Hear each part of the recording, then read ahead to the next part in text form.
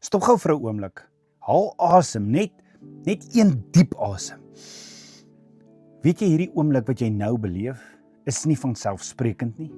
Dis 'n geskenk, dis genade. En in Psalm 90 vers 12 bid die psalmis, leer ons om ons dae so te tel, dat ons 'n wyse hart mag bekom.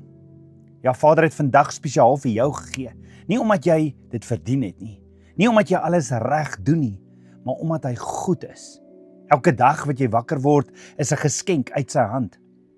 En tog, hoe maklik raak ons daar nie vol en besig nie.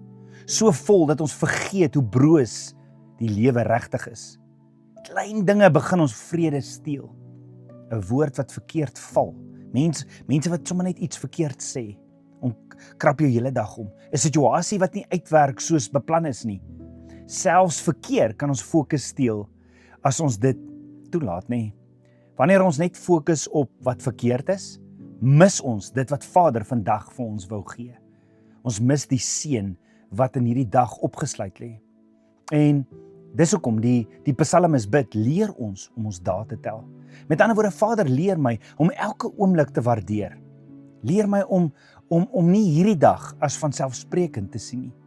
Jy is vandag tyd gegee, tyd wat jy kan belê of wat jy kan mors. Ure wat jy kan gebruik of misbruik. Woorde wat jy kan spreek om lewe te bring of om stil te bly.